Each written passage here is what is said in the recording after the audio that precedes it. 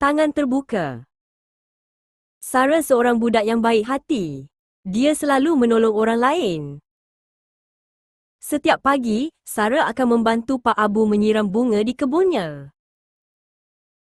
Dia juga membantu kawan-kawannya mengutip buku yang terjatuh di sekolah. Semua orang sayang Sarah. Suatu petang, Sarah sedih.